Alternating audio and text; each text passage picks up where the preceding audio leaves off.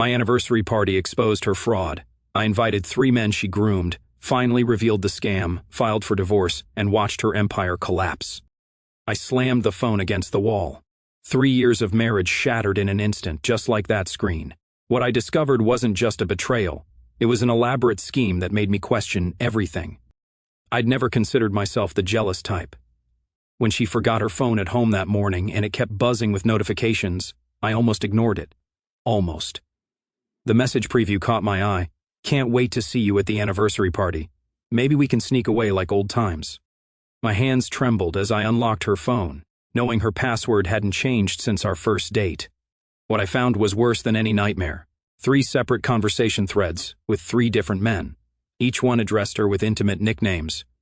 Each one reminisced about past relationships, and each one believed they had a special invitation to our upcoming anniversary celebration. I should have confronted her immediately. A weaker man might have.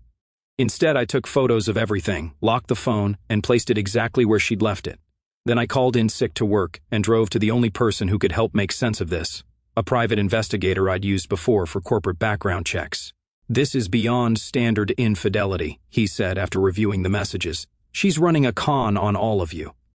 Over the next week, his findings painted a disturbing picture. These weren't random affairs. They were calculated manipulations. All 3 men were ex-boyfriends she'd maintained contact with throughout our marriage. She'd convinced each that they were the only special friend from her past, dangling the possibility of rekindling their relationships while extracting money, gifts, and favors. The investigator showed me transaction records, secret email accounts, and surveillance photos of meetings at cafes and hotels. "She's telling them you're having marital problems," he explained, "that your anniversary party might be the last event before a separation.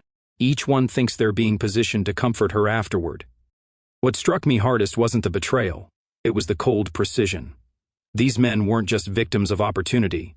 They had been selected and groomed, kept in rotation like planets orbiting her sun, never allowed to cross paths or compare notes. "What's your move?" the investigator asked as we sat in his dimly lit office, surrounded by evidence of my collapsing marriage. I stared at the photos spread across his desk. 3 different men, all believing they were special, all being played like chess pieces by the woman who had promised to love only me. I thought about confronting her, demanding answers, filing for divorce immediately. But those were reactive moves. Predictable. "I need someone who understands the law," I said finally. "Not just divorce law. Someone who knows how to handle fraud, financial deception, and contractual breaches." The investigator leaned back, a slight smile forming. "Actually, I know exactly who you need." That evening, when she returned home, I greeted her with a kiss as if everything was normal. When she mentioned she'd invited some old friends to our anniversary celebration, I nodded enthusiastically. "That sounds great," I said, watching her eyes for any sign of guilt. There was none. "I might invite someone too," I added. "An old friend from college who's in town." "Of course," she replied, clearly relieved at my easy agreement. The more the merrier. She had no idea that her elaborate house of cards was about to collapse. My old friend was actually the most ruthless lawyer in the state, and he was already working on the documents that would end not just our marriage but her entire charade. The anniversary party she was so eagerly planning would definitely be a night to remember, just not for the reason she expected. Living under the same roof with someone plotting against you requires a special kind of discipline. For the next 3 weeks, I maintained the perfect facade, attentive husband by night, strategic planner by day. Every morning after she left for work, I'd meet with either the investigator or my newfound ally, the lawyer who would become her worst nightmare. The first time I walked into his office downtown, I knew I'd made the right choice.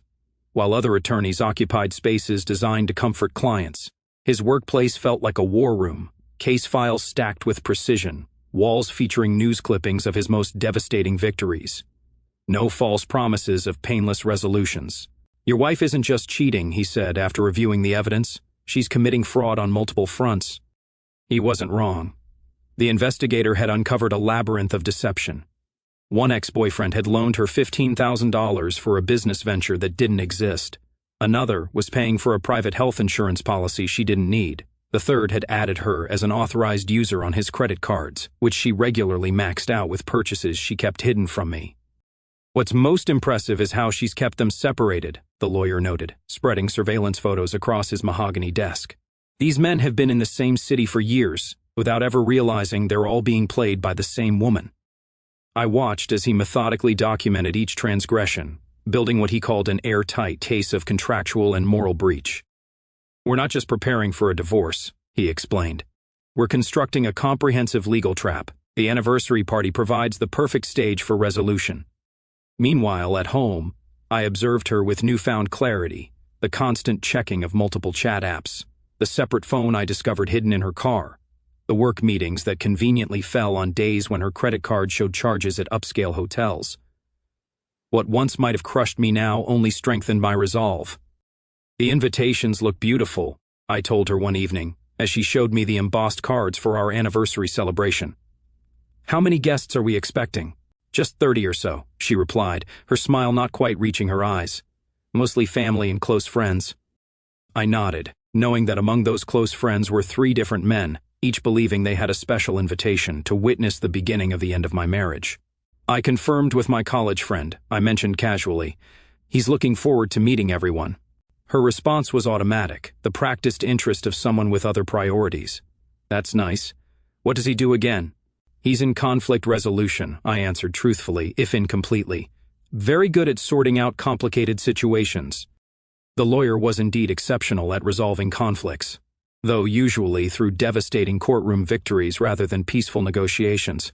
He had spent the past 2 weeks constructing what he called a legal guillotine, a series of documents detailing every aspect of her fraudulent behavior, complete with evidence that would stand up in any court. "The key," he advised during our final planning meeting, "is timing and audience. We'll present evidence not just to you and her, but to everyone she's been manipulating. Maximum impact, maximum consequences." I agreed, but added one crucial modification to his plan. The 3 ex-boyfriends shouldn't know about each other beforehand. They need to discover the full extent of her manipulation simultaneously. He smiled approvingly, psychological shock combined with legal consequences. "I like your thinking." 2 days before the anniversary, I received a text from the investigator confirming all 3 men had RSVP'd affirmatively. They would all be there, each one expecting some dramatic announcement that would pave the way for their reunion with my wife. The night before our anniversary, she suggested a toast to 3 wonderful years together. I clinked glasses with her, watching as she drank champagne I had paid for while wearing jewelry purchased with another man's credit card.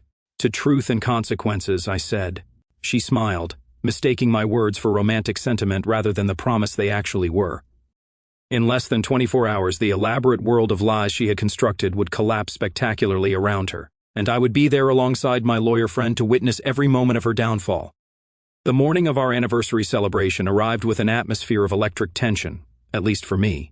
She seemed almost giddy, constantly checking her phone and making last-minute arrangements with the caterers. The irony wasn't lost on me. She was ensuring everything would be perfect for her own public undoing. I slipped away mid-morning for a final briefing with my lawyer at a coffee shop 3 towns over. No chances of accidental encounters with anyone who might be attending that night's event. "We've uncovered something significant," he said, sliding a folder across the table. "Your wife hasn't just been manipulating these men emotionally and financially. She's been committing actual crimes." The folder contained bank statements showing she had established joint investment accounts with 2 of the ex-boyfriends using fabricated business proposals as bait. She had diverted over $30,000 from our household accounts as supposed matching investments, then transferred most of the combined funds to offshore accounts only she could access. "This crosses into criminal territory," the lawyer explained, his voice low despite the empty tables surrounding us. "Wire fraud, tax evasion, possibly even identity theft, since she forged one ex's signature on several documents." I stared at the papers, a cold fury building inside me. "She used our anniversary celebration fund for this." He nodded grimly. "The vacation you thought you were saving for? It's been systematically drained over the past 8 months. Something shifted in me then. The last remnant of emotional attachment burned away, replaced by steely determination. This wasn't just about infidelity anymore. It was about justice. "How does this change our approach tonight?" I asked. "It amplifies it," he replied, straightening his already immaculate tie. "I've prepared documents not just for divorce proceedings, but for criminal complaints that can be filed immediately. The 3 exes need to understand they're not just victims of a cheating partner. They're potential CO complainants in a fraud case.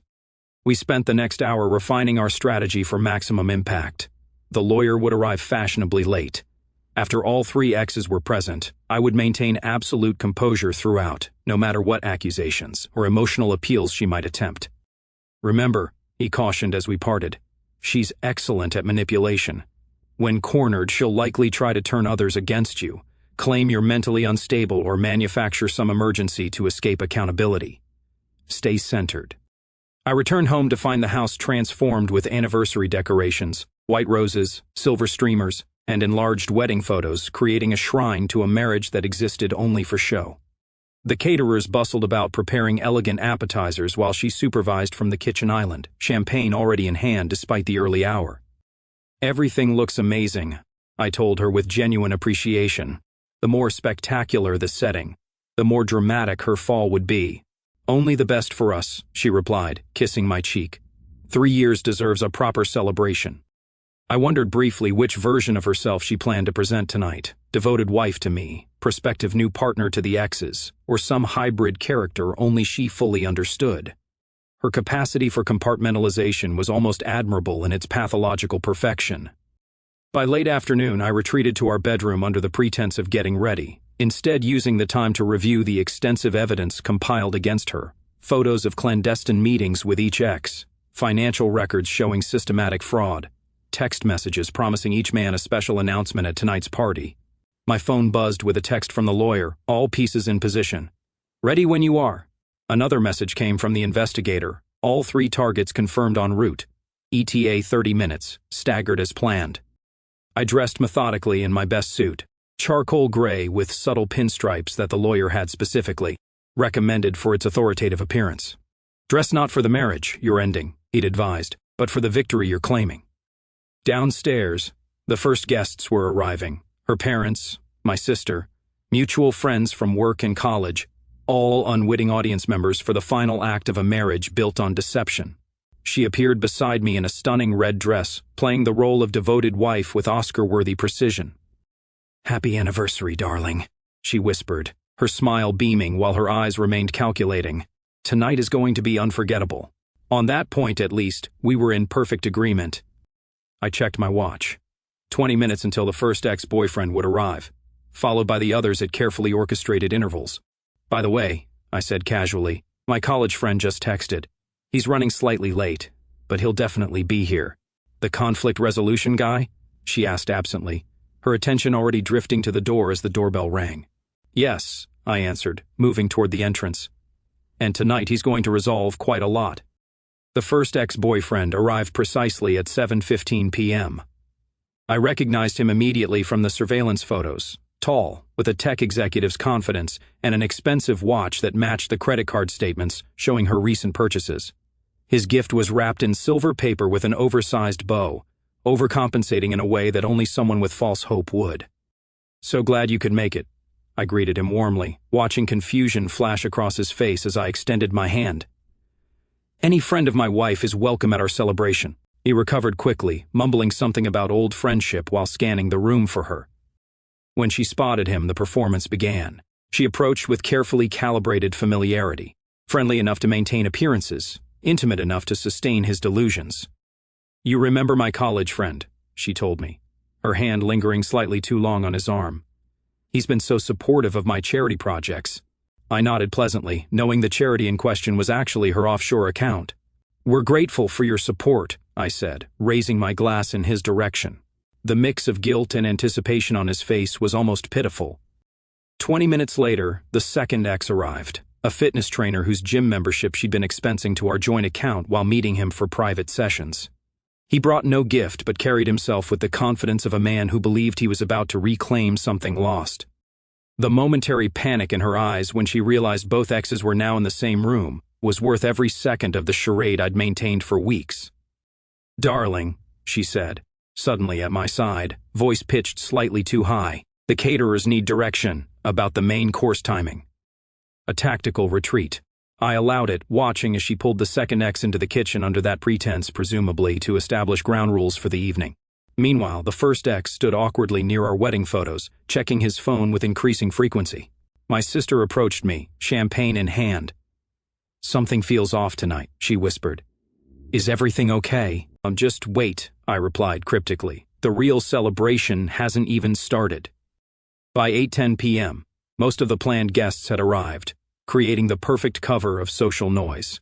The third ex-boyfriend made his entrance, a financial advisor who'd been managing investments that existed only in falsified documents she'd created. He brought the most ostentatious gift, a package that couldn't possibly contain anything other than jewelry. The choreography that followed was fascinating to witness. She worked the room in concentric circles, keeping the three men separated through deliberate introductions to other guests. Each received whispered promises and meaningful glances when she thought no one was watching. Each was positioned strategically at different parts of the house. The psychological manipulation was masterful. Had I not been aware of the scheme, I might have admired the social dexterity. My phone vibrated with a text from the lawyer, outside. Ready when you signal. I responded, wait 10 minutes. Let the scene fully develop. Those 10 minutes were surreal. I moved through our anniversary party like a visitor in a living museum of deception. Guests congratulated us on 3 years of marriage, unaware they were witnesses to its calculated destruction. The three exes circled like sharks, each believing they alone had been invited to witness some imminent relationship collapse that would benefit them. She grew increasingly frantic, though only I could recognize the signs. The slightly too frequent bathroom visits, the compulsive phone checking, the way she kept glancing at the door as though expecting someone else. Her careful arrangement was threatening to unravel as the exes began to notice each other's unusual interest in their hostess. At one point, I observed the first and third ex engaged in awkward conversation near the drinks table, each clearly trying to determine the other's connection to my wife. The second ex had positioned himself with a direct line of sight to her at all times, his possessive stare becoming noticeable to other guests. Her parents approached me, champagne flutes in hand. Such a beautiful celebration, her mother said, oblivious to the undercurrents of tension. You two are perfect together. The irony was almost painful. Actually, I replied, we've had some interesting developments recently. I'll be making an announcement about that shortly. As I finished speaking, the doorbell rang. The familiar knot of anxiety tightened in my chest, then dissolved into calm certainty. This was the moment everything would change. I'll get it, I announced, loud enough for her to hear from across the room. She froze mid-conversation, eyes darting between the three exes and the door. For the first time that evening, genuine fear replaced calculation in her expression. She started moving toward the entrance, but the crowd of well-wishers slowed her progress. I opened the door to reveal my lawyer, impeccably dressed in a tailored suit that exuded authority. He carried nothing but a slim leather portfolio, the type used for important legal documents. Sorry I'm late, he said, voice projecting enough to draw attention. Traffic was terrible. You're right on time, I assured him, leading him into the center of the room. In fact, I think we're ready for that announcement now. Her desperate attempt to intervene was blocked by guests eager to hear what the host had to say. The three exes shifted uncomfortably, each believing the announcement might concern them specifically. Nobody noticed as the lawyer quietly placed his portfolio on the side table and opened it to reveal meticulously organized documents. I tapped a spoon against my champagne glass, producing the clear ring that traditionally signals a toast. Conversations halted. All eyes turned toward me. Thank you all for coming to celebrate 3 years of what many of you believed was a happy marriage, I began, my voice steady despite the adrenaline coursing through me. Before we continue this evening, I'd like to introduce my special guest, one of the state's foremost attorneys specializing in fraud, contractual breaches, and criminal financial misconduct. The silence that followed was deafening, her face drained of color as understanding dawned. The lawyer stepped forward, his expression pleasantly neutral despite the bomb he was about to detonate. Good evening, everyone, he said smoothly. I have some rather interesting documents to share with all of you, especially with these three gentlemen who were invited here under false pretenses. The lawyer moved with the calculated precision of a surgeon, placing 3 separate folders on the dining table that had been decorated with our wedding photos. First, he announced to the stunned room, I should clarify why we're all really here tonight. This isn't just an anniversary celebration. It's an intervention into a sophisticated fraud scheme that has victimized multiple people in this room. Her attempt to interrupt was masterfully deflected. Please hold your objections, the lawyer said with a smile that never reached his eyes. You'll have your opportunity to respond to the evidence. That's more consideration than you gave any of your victims. He turned toward the three ex-boyfriends, who had instinctively moved closer to hear what was happening. Gentlemen, allow me to make some introductions. You've all been romantically involved with the hostess, not just in the past, but continuing through her marriage. Each of you believed you were the only special friend being positioned to replace her husband after an imminent separation. The room erupted into murmurs as guests processed this revelation. Her parents exchanged horrified glances. My sister placed a supportive hand on my shoulder. "That's ridiculous," she finally managed to interject, her voice unnaturally high. "These are old friends. My husband is having some kind of breakdown." Exhibit A, the lawyer continued seamlessly, opening the first folder and removing a stack of documents protected in clear sleeves. Text messages between the hostess and each gentleman spanning the past 2 years. You'll note the consistent patterns of romantic promises, discussions of a future together, and strategic requests for financial assistance. He handed copies to each ex-boyfriend. The color drained from their faces as they scanned the pages, then looked at each other with dawning comprehension. "You told me I was the only one you stayed in contact with," the financial advisor said, his professional composure cracking. "He's twisting things," she insisted, desperation evident in her voice. "Those messages are being taken out of context." "Context is precisely what we're establishing," the lawyer replied, opening the second folder. Exhibit B, financial records documenting systematic fraud against all 4 men in this room, including her husband. With clinical detachment, he outlined how she had extracted over $87,000 from the 3 ex-boyfriends combined through fabricated investment schemes and false emergencies, how she had diverted nearly $42,000 from our joint accounts to offshore holdings, how she had maintained separate credit cards, banking profiles, and even a second phone dedicated to managing her elaborate deceptions. The tech executive stepped forward, face flushed with anger. "The Business Accelerator program, the one you needed $20,000 for emergency funding, never existed." The lawyer confirmed those funds were transferred to an account in the Cayman Islands, along with similar investments from the others. The fitness trainer looked physically ill. "The medical treatments for your mother. Her mother has excellent health insurance and has not been hospitalized in the past decade," the lawyer stated flatly. "Throughout this systematic dismantling of her scheme, I maintained perfect composure, watching as her face cycled through shock, outrage, calculation, and finally, desperate improvisation. "This is all a misunderstanding," she attempted, voice breaking with what might have passed for genuine emotion to anyone who hadn't studied her patterns. "I can explain everything if you'll just—" "Perhaps you'd like to explain these," the lawyer interjected, opening the third folder to reveal surveillance photographs documenting her meetings with each man, in cafes, hotels, and once, remarkably, all 3 on the same day at different locations. Or maybe you'd care to address the falsified documents carrying forged signatures. Those are of particular interest to the district attorney's office. The room had fallen into shocked silence. Even those guests unconnected to the scheme seemed unable to process the methodical exhibition of betrayal unfolding before them. She made one last desperate attempt, turning toward me with tears streaming down her face. "Please," she begged, "whatever you think I've done, we can work through this. Don't throw away 3 years of marriage without hearing my side." For the first time that evening, I addressed her directly, my voice calm and controlled.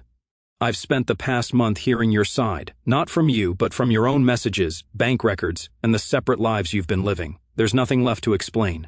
I turned to the lawyer, who nodded and produced a final document from his portfolio.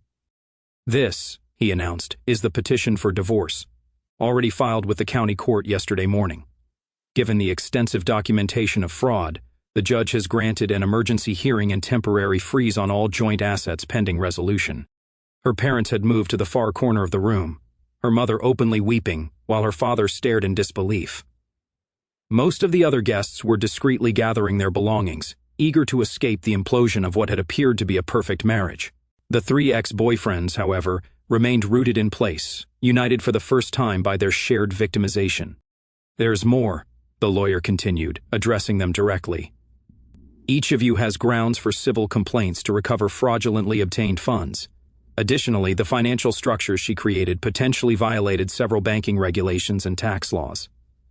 My office has prepared initial documentation should you wish to pursue these matters." He handed each man a business card with remarkable timing. Just as she made a desperate lunge toward the front door, 2 steps from potential escape, she found her path blocked by the investigator, who had been documenting her activities for weeks. He hadn't been introduced as part of our team. Instead, he had posed as a catering staff member throughout the evening. "Going somewhere?" he asked pleasantly, holding up his phone displaying yet another incriminating photo of her with one of the exes. She froze, suddenly aware that every avenue of escape, physical, legal, and emotional, had been systematically cut off. The careful compartmentalization that had allowed her to maintain multiple realities simultaneously had collapsed, leaving her exposed on all fronts. "I suggest you remain for the duration of this discussion," the lawyer advised her. "Attempting to flee now would only compound your difficulties with law enforcement."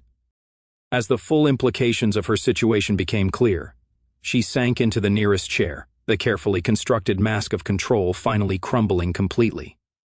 The lawyer turned to address the room at large. "I apologize for the disruption to what many of you believed was a celebration. However, sometimes justice requires uncomfortable moments of truth. Anyone wishing to provide statements regarding their interactions with this situation may do so through my office."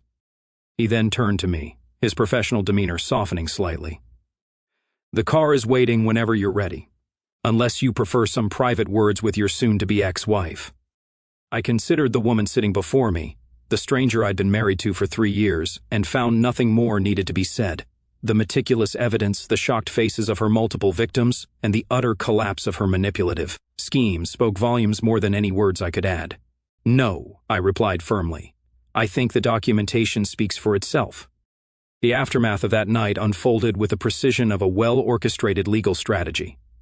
While most divorces drag on for months or years, mine was finalized in record time, exactly 43 days after our anniversary party. The overwhelming evidence of fraud, coupled with the criminal implications, eliminated any leverage she might have used to prolong proceedings.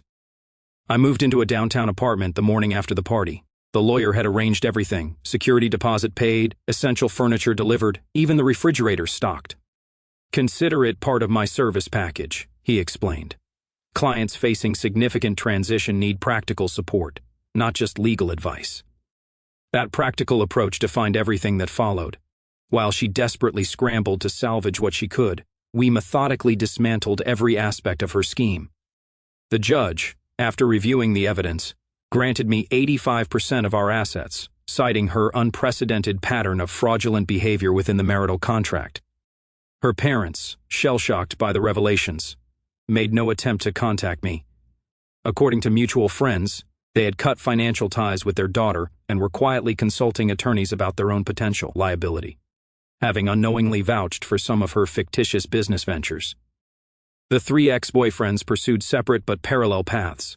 The tech executive, most concerned with professional reputation, settled quickly and privately, accepting a partial repayment plan in exchange for confidentiality. The fitness trainer, whose finances had been most severely impacted, filed both civil and criminal complaints, determined to recover every dollar. Most interesting was the financial advisor's response. During the legal proceedings, he revealed that he had harbored suspicions about her activities for months but had been repeatedly manipulated into doubting his own judgment. "She had a particular talent for making you question your perception of reality," he explained during his deposition. "Even with direct evidence, she could convince you that you were misinterpreting something obvious." His testimony proved pivotal when she attempted to claim diminished capacity due to psychological distress. The court-appointed psychiatrist identified not distress, but a textbook pattern of calculated manipulation and an absence of empathy that had allowed her to compartmentalize multiple fraudulent relationships simultaneously. 3 months after the anniversary party, I met the lawyer for dinner at an upscale restaurant downtown. My invitation, my choice of venue. No longer a client, I wanted to thank him properly for engineering not just my legal victory but my complete extraction from a relationship that would have eventually destroyed me. "Most people in your situation react emotionally first," he observed as we waited for our meals. "They confront immediately, demand explanations, give the manipulator time to construct new deceptions. Your restraint was exceptional." "I had exceptional counsel," I replied, raising my glass in acknowledgement. He smiled slightly, the same measured expression I'd seen him use in formal settings. "How are things at the new firm?" I asked. I had accepted a position with a competing company immediately after the divorce filing, another strategic move he had recommended to establish complete financial separation.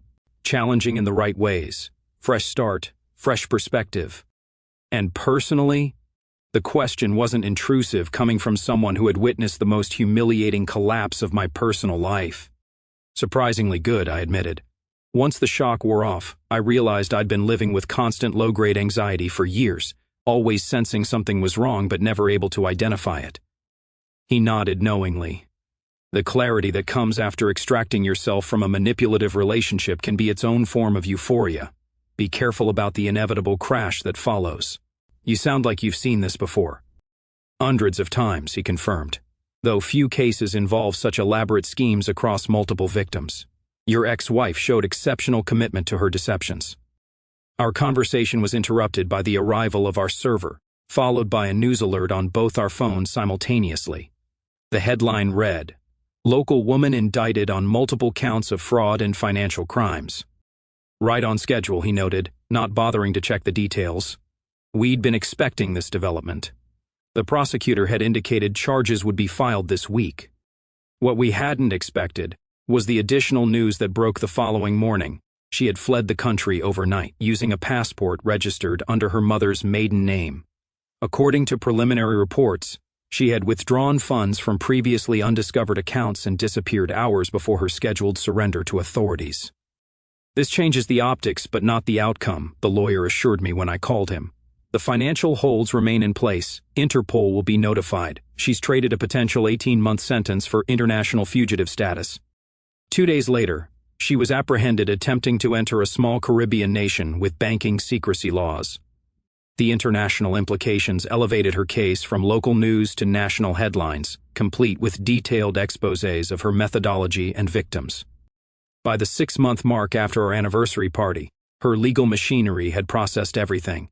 She was serving a 5-year sentence after pleading guilty to reduced charges. The 3 ex-boyfriends had recovered varying percentages of their financial losses. Our house had been sold, the proceeds distributed according to the divorce settlement. Her offshore accounts had been located and frozen. The lawyer and I maintained contact, our professional relationship evolving into something resembling friendship. We met monthly for lunch, discussing everything from legal theory to baseball statistics. During one such meeting, he asked the question most people had carefully avoided.